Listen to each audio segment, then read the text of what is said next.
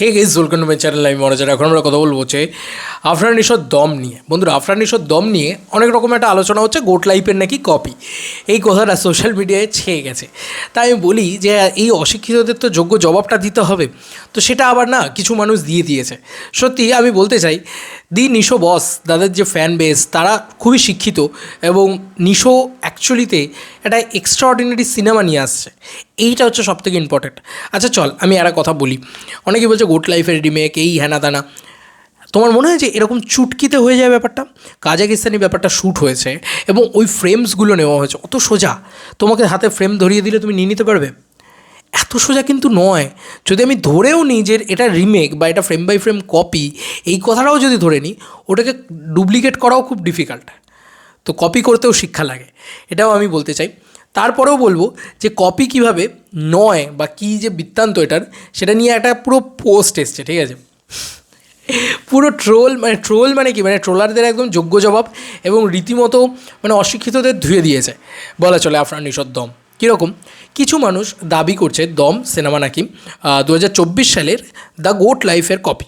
কিন্তু ভাই, রনি ভাই তো 10ই ডিসেম্বর 2023 সিনেমার ঘোষণা দিয়ে দিয়েছেন। তার মানে কি রনি ভাই, মানে রেদওয়ান রনি ভাই 2024 সালে টাইম ট্রাভেল করে গিয়ে দ্য গোট লাইফ দেখে এসে 2023 স্ক্রিপ্ট লিখে ফেললেন? জাস্ট ভাবুন, তাদের চোখে ডিরেক্টর রেদওয়ান রনি কত অ্যাডভান্স। একটু ক্যালেন্ডার দেখে ট্রোল করেন ভাই। 2023 সাল আগে আসে 2024 সালের পরে। তো ঢালিউড বাজ তারা এই খবরটা করে প্রথমত, ঠিক আছে? একদম পুরো দিয়ে দিয়েছে, একদম মানে কী বলবো, মানে সমস্ত প্রমাণস্বরূপ দিয়ে দিয়েছে। এবার আরও কিছু পোস্ট এটাকে কেন্দ্র করে আসে, দ্য গোট লাইফ অ্যান্ড এই যে এইটাকে কেন্দ্র করে আরও কিছু পোস্ট আসে। লেখে, কোন আক্কেলে মানুষ এমন বলে? সোশ্যাল মিডিয়ায় দেখলাম দম এবং দ্য গোট লাইফ সিনেমার বেশ কিছু দৃশ্য নিয়ে সমালোচনা হচ্ছে। বলা হচ্ছে দ্য গোট লাইফ সিনেমার কপি দম। সিরিয়াসলি? সার্ভাইভাল জনারের সিনেমার কতজন দেখেছেন জানি না, কিন্তু প্রেজেন্টেশনে অনেক সময় একই থাকে। সেটা একটা সিনেমার দৃশ্যের সাথে আরেকটা সিনেমার দৃশ্যের মিলে গেলে যদি কপি হয়, তাহলে বিশ্বের সব সিনেমাই একটা আরেকটার কপি। কারণ আপনি সব সিনেমাতেই কোনো না কোনো মিল পাবেন। অহেতুক আলাপ বাদ দিয়ে বরং ইন্ডাস্ট্রির মঙ্গল কামনা করেন। এ হচ্ছে বিষয়। এবার 11ই ডিসেম্বর 2023 সেই সময় অ্যানাউন্সমেন্ট হয়েছিল। তো গল্পটা তো সেই সময় লেখা নাকি? নাহলে এমনি এমনি হাওয়ায় অ্যানাউন্সমেন্ট করে দিল রেদওয়ান রনি। আমার না কীরকম একটা অদ্ভুত লাগে। দেখো, এবার তুমি বলতে পারো যে গোট লাইফ থেকে ইন্সপিরেশান নিয়েছে, এরকম ফ্রেম কপি। এবং তুমি যদি ফ্রেমগুলোকেও পাশাপাশি লাগিয়ে দেখো, আমার যেটা মনে হয়েছে যে আফরান নিশোর ফ্রেম, সেখানকার যে গল্প, সেখানকার যে সেগুলো না কমপ্লিটলি ডিফারেন্ট। মানে ফ্রেম মিলে যাচ্ছে না অ্যাকচুয়ালিতে। মানে আমার জন্য তো অন্তত মিলে যাচ্ছে না। আমি তো দেখতে পাচ্ছি না যে ফ্রেম বাই ফ্রেম কপি। মানে ধরো জলের কালার আলাদা, ঠিক আছে? যেটা বলছে যেটা দেখাচ্ছে যে ফ্রেম বাই ফ্রেম কপি, এই কথাটা যারা বলছে তাদেরকে বলতে চাই যে তুমি দেখো, শুধু ফ্রেমগুলো দেখো। আমাকে কেউ পাঠিয়েছিল, হয়তো আমি খেয়াল করতে পারছি না যে কোথায় ওই মানে দুটো ফ্রেম পাশাপাশি ছিল, আমার এক্স্যাক্টলি মনে করছো। বাট ওখানে মানে ওই ছবিটা যদি তোমাদের দেখাতে পারতাম, সেখানে তোমরা বুঝতে পারতে, বা তোমরা নিজেরাও খুঁজে দেখে নিও সোশ্যাল মিডিয়াতে, যে দ্য গোট লাইফের যে ফ্রেমগুলো রয়েছে। আমি যদিও ছবিটা দেখিনি, আমি দম দেখার জন্য এক্সাইটেড, কারণ সার্ভাইভাল থ্রিলার প্রচণ্ড সাংঘাতিক একটা জনার, এবং এই জনারটাতে খুব একটা বাংলায় কাজই হয়নি। খুব একটা কেন, কাজই হয়নি হয়তো আমি বলতে পারবো, কারণ সেভাবে নেই, উদাহরণ খুঁজে পাবে না। ওদের কাছে একটা মানে সাউথের কাছে একটা তুমি বলো না, এটা রয়েছে তোমার কী যেন, মঞ্জুমাল বয়েজ রয়েছে, উফ কি সিনেমা। তো আজকে যদি আমি মঞ্জুমাল বয়েজ দেখে আমি একটা ইন্সপিরেশন নিয়ে একটা ছবি বানাই, আমি কপি করে দিলাম। আর এই কপি বলাগুলো কবে বন্ধ হবে? সিরিয়াসলি, যখন শাকিব খানকে নিয়ে কেউ কপি বলে, যখন আমরা গর্জে উঠি, তখন সিমিলারলি আমার মনে হয় আফরান নিশোও সিমিলার রেসপেক্টটা ডিমান্ড করে আমার মনে হয়।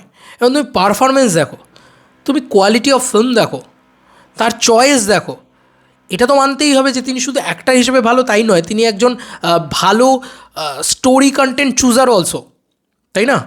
অনেকেই অ্যাক্টর হিসেবে ভালো হয়, কিন্তু কন্টেন্ট চুজ করার ক্ষেত্রে তিনি কিন্তু মারাত্মক লেভেলে আফরান নিশোর কথা বলছি।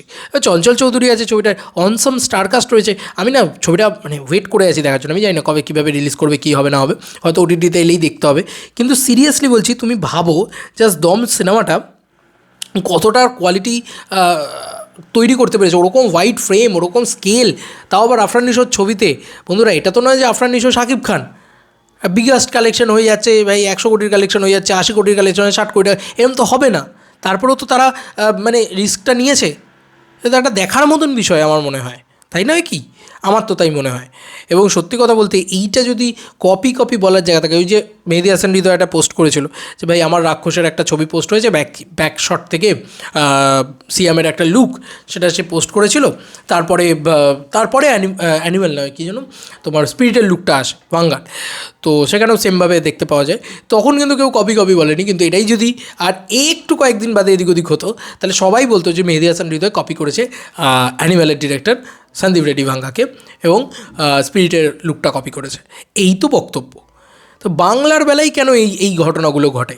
আমার এটাই বক্তব্য, বাঙালিকে না নিজেদেরকে আগে একটু আপগ্রেড করতে হবে, যে ভাই আমরা এটা ভাবছিই বা কেন যে সবসময় অন্যের থেকে কপি করব, বা করি আমরা কপি। এই কথাটা বাধা থেকে বাদই দিই না। তুমি আদ্যপান্ত একটা ভালো ছবি দেখতে যাচ্ছ, তুমি ছবিটা দেখো আগে, দেখার পরে তুমি স্টেটমেন্ট দাও। ফ্রেম ওয়াইজও আমার কোথাও গিয়ে কপি মনে হচ্ছে না, অনেস্টলি স্পিকিং। এবং দ্য গোট লাইফের কথা যদি উঠেই আসে, ওই যে বললাম 23 সালে একটা ছবির অ্যানাউন্সমেন্ট, তার মানে সেই ছবিটার গল্পটা তো আগে থেকে লেখা। ফ্রেম দেখে একটা ডিরেক্টর ইন্সপায়ার্ড হতেই পারে, এটা নিয়ে কোনো সন্দেহ নেই, হতেই পারে। এটা অনেক বড় ডিরেক্টররা ইন্সপায়ার্ড হয়, তুমি পৃথিবী জুড়ে দেখে নাও। যাই হোক, আমার অবশ্যই শুভকামনা থাকলো আফরান নিশোর এই ছবিটাকে। আমার প্রচণ্ড পছন্দের একজন অ্যাক্টর আফরান নিশো, এবং তার সঙ্গে সঙ্গে চঞ্চল চৌধুরী। তো এই ছবিটাকে নিয়ে আমি খুবই এক্সাইটেড অ্যাবাউট দম। এবং দমের জাস্ট গল্প শুনছি, তাতে হিউজ বাজেট আছে দমের। এইবার ঈদটা কিন্তু খুব ভয়ানক, কারণ প্রত্যেকটা ছবি itself of big budget film. Shakib খানের সামনে একটা কমার্শিয়াল ছবি এসে দাঁড়িয়েছে রাক্ষস, এটা একটা বড় বিষয়, কারণ কেউ কোনো দিন বানাতে পারে না বা চেষ্টাও করে না কোনো দিন, জানে যে ফ্লপ হবে, এরম একটা মাইন্ডসেট আছে বাংলাদেশে। প্রিন্সের সামনে রাক্ষস, তারপর আবার দম এত ভালো একটা ছবি হতে যাচ্ছে, এত ভালো টিজার বানিয়েছে, আহা কী কনসেপ্ট। নিজেদের ধর্ম নিয়েই যে একটা অদ্ভুত টানাপোড়েন সেটা রয়েছে। তা আমার কনসেপ্ট ওয়াইজ খুব ভালো লেগেছে, পারফরমেন্স ওয়াইজ খুব ভালো লেগেছে।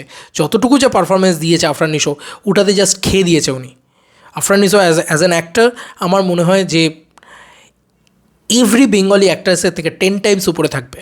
এক্সট্রাঅর্ডিনারি অ্যাক্টর, মানে ওর আন্ডারটোনে অভিনয় করাটাও দেখে শেখা উচিত, যে ভাই এটা তো সত্যি বলছি ওয়ার্ল্ড ক্লাসিক, মানে এত ভালো পারফরমেন্স দেয় আফরান নিশো।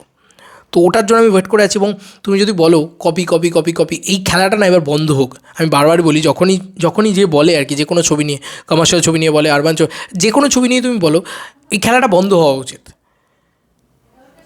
ঠিক আছে, এইটাই হচ্ছে বিষয়।